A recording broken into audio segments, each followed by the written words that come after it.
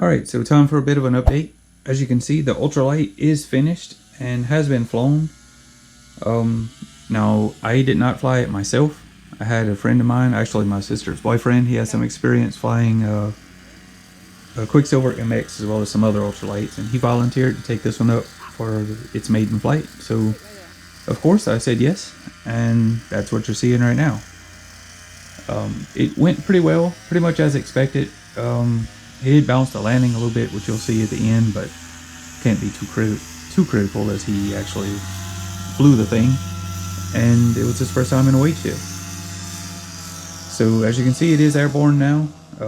Everything's going fine. The engine's running great now. I actually had to rebuild it.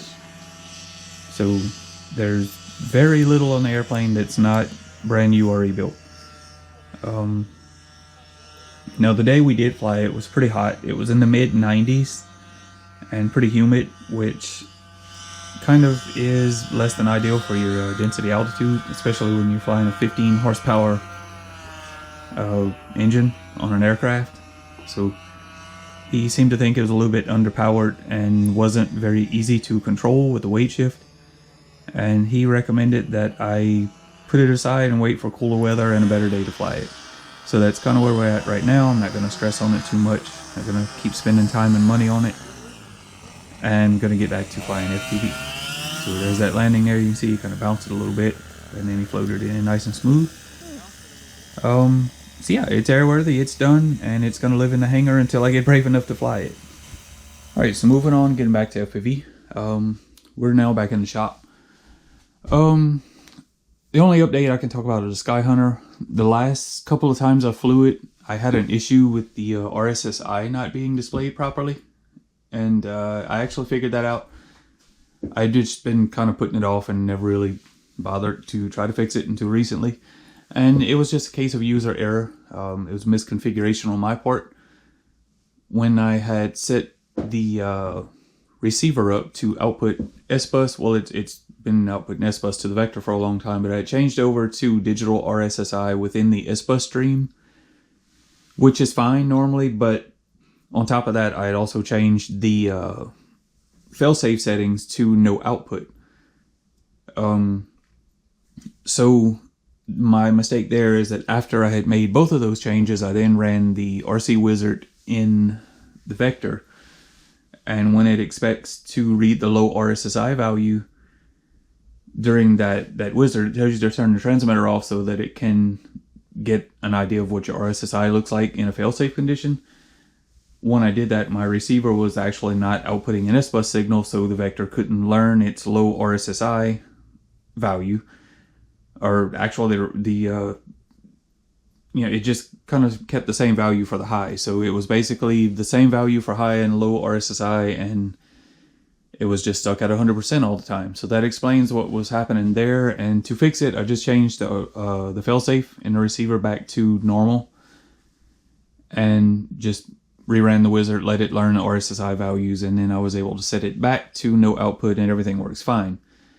Now, doing so in an actual real failsafe condition, your RSSI value is just going to stick at the last known value until the signal comes back, and then the receiver starts outputting a signal again. But it's compromise. It works. I just prefer that instead of having to set my RSSI value on the transmitter, because as you can see when I fly, this is my station that I fly from. I have my radio right here with no Dragon Link module. I have it linked to this little Radio Master 2.4 gigahertz receiver here on the wall, and my Dragon Link transmitter is actually mounted up here. I have a little cradle that holds the 433 is up there now, but I can put the 915 megahertz one over, and that's height. And that's just my little ESP32 module for getting telemetry back to my PC over Wi-Fi. But that's the point. The whole point of showing you all that is just to remind you that to set the failsafe on the Dragon Link, you have to actually press the button right up here on top. And while I'm flying, I'm actually sitting way over here, and just to manually set my failsafe, I don't want to have to get up and reach over there and do it. It's simpler to do it. Just no outputs, let the Vector take over in a failsafe situation. So that was what was going on there, and that should be fixed next time I fly it. I was gonna fly it a couple of days ago, but I just kind of missed that opportunity, had other stuff going on. But the next time we do fly it, RSSI will be working. So beyond that, you can see we've got the binary, the old Maxi Swift back there, the Dragon, the Dart XL with the Arduplane in that one. My other one is over there taken apart. It's the one that used to have a vector in it, but it doesn't anymore. I've taken it out. But this is the Dragon, the Reptile Dragon twin with Arduplane. This is my old original AR wing back there. We have the AR Pro back here behind me with Arduplane in it. That's just a kind of sport line of sight plane. I've flown it a couple of times on the channel, but it's just something to fly for fun. There's no FPV in that one. And of course we have the little eSky Eagle with iNav in it. And we have a, I forget what you call those now. The Nano Talon. We have the Nano Talon, that's the black edition one. I forget the name, the limited edition, the black one. Then we have my other one, that's the modified one with the flat wings. It's the old original Nano Talon that are modified anyway. And that's my old Slow Stick Ultralight. It's just kind of hanging up there for old time's sake. It may never fly again, but if it does, it'll be a project. It'll have to be totally rebuilt. I've robbed a lot of gear on it. The only thing left up there anyway is the servos, and there's an old Dragon Link V2 receiver still mounted on it. Everything else has been removed besides the motor and the ESC. But there's no FPV gear on it. Now down here, this is the little Eachine Mobula Delta Wing. I actually built the airframe. I never put all the electronics in it. I never actually finished this one. I just kind of got sidetracked and never did it. And in the meantime, I've seen a number of reviews on this thing, and I don't expect it to fly well. I've never seen one that flies well. I'm just not motivated to finish it and fly it. Someday we will. It just won't be right away, but someday we'll build it and fly it just for fun. But I do expect it to go badly, and it's not going to be a fun wing. Go watch some other videos. There's plenty of them around, and you'll probably won't want to buy one either. But I could be totally wrong about it. I don't know. But if I am, so is everyone else that's flown it. Now in here we have just some old stuff. Like I said, that's a Dart XL. That's my old mini Talon. The wings are down there. There's an old line of sight plane. I forget which one that one is. Kind of a little Easy Star knockoff. That was actually my nephew's plane for a while that he learned to fly with, and before he lost interest. The only one I haven't mentioned yet is the the Talon 250G. That one has iNav in it right now. And it's a fun little plane. I actually need to fly it a little bit. Haven't flown as much as I would like. We'll maybe get it out and have some fun with it some more. And the Dart is right over here, the Dart 250G, which also has iNav and Crossfire, and very similar setup to the Talon 250G actually. So my point for showing you all these airplanes that we have in here, which is far too many. Oh, and one I did mention is the Phoenix 2400 there, the big glider that's still in the box. I never actually built that one either. It was intended to be my relatively long range, high altitude thermal soaring plane. I was going to do Arduplane with thermal stuff and try that out and see how far I could fly just on natural lift. But that's around the same time that all the FPV rules and regulations started kicking off, and it's just not something I wanted to get into then. It would have not been allowed and not been legal. And if I built it, I wouldn't be able to share it, so I just never bothered. I may build it just for fun one day, and I don't know, just cruise around with it anyway. Just because we have it, it's in the box. But getting back to what I was saying, the reason for showing you all these airplanes in here, what I want to get into next is iNav. Obviously I've done a few iNav builds in the past, which I showed you a few of them there. But I want to do another one. I want to play around with iNav and just kind of get a little bit deeper into it, and just mainly just catch up. This is the last build I did. The newest iNav I have is that one is it's either 3.0 or 3.1. And they're about to release 5.0 in a couple of weeks from what I understand. Maybe a week, I don't know. But yeah, so I have these 3 flight controllers here to pick from. They're all Matex. I have an F411 WSE, I have an F765 WSE, and an F405 WSE. These are all still new in the bag and unused. Haven't even soldered them up, I don't think. Any of them? No, I definitely didn't. I have this old F411 wing here too, but if I was going to use the 411, I'd go with the WSE. I just have this one out. I use this kind of as my little workbench tool. It's useful just to look at S-Bus signals and stuff like that. That's kind of what I use it for mostly.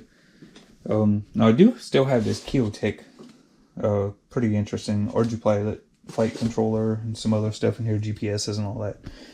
But mainly I want to focus on these 3 flight controllers. I want to pick one.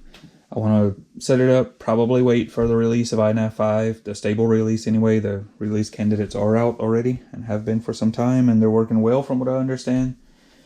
But I do want to set up iNav 5 on one of these flight controllers and put it into one of these airplanes. Our options are the original AR wing. I could do a rebuild on the Eagle. I've been kind of wanting to replace the flight controller in that one. It has a CL Racing F4 Air V3 if I remember right. It's I'm using all of its PWM outputs right now, and I don't have an open one for tilt. I would love to add tilt on that little airplane. And I currently have the Matek video transmitter on there right now. I want to replace it with one that I can run audio, because the audio channels on the Matek transmitter does not match my receivers. I use these Racewood video receivers for my 1.3 gigahertz stuff, and the audio subcarrier doesn't match up. So I want to replace the flight controller and the transmitter and possibly add a tilt servo, change that mechanism, add tilt. And I would probably go with the 411. I'm not sure how many PWM outputs it has. Actually, no, I wouldn't go 411 because I need 12 volts for that transmitter. I would guess out of these options, I would need the 765. But I also believe the 765 is pretty much overkill for that one. So I don't know. We just kind of have to match up our needs and features and that we need and capabilities of flight controllers and decide which one. Or we might just maybe update the Dart 250. I want to fly that one some more. I really like the way that little plane flies. And it's got an old version of iNav, 2 point something, maybe. I don't think I ever updated it to 3.0, but if I did, it's definitely no newer than that. That one has a Crossfire receiver and 3S 18650 in it. We could do that, or I don't know. You've seen what I have to work with. Make some suggestions and let me know what you think. But I think my next build is definitely going to be focused on trying out some new features in iNav. But yeah, I guess that's just been an update video, kind of long and drawn out, but that's where I've been.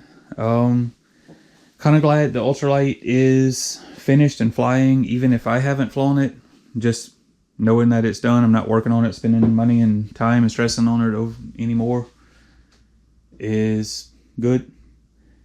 So we'll probably get back to that later and eventually we'll fly it around, but for now we're done with it and we're just going to get back to FPV and focus on that.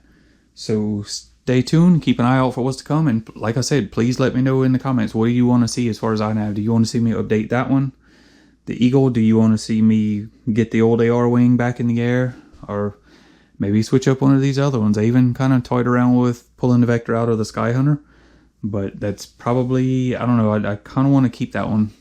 I'm torn on that one. I could kind of go either way. I want to either leave the Vector in it as my only Vector equipped airplane. I do still have a Vector in the binary, but to get it back in the air, I would need to put a transmitter and camera and stuff back on there. I don't know. I'm just kind of, I need to branch out and decide where I'm going and pick a path and stay on it. So any suggestions, let me know. And thank you for watching the video and keep an eye out for what's to come.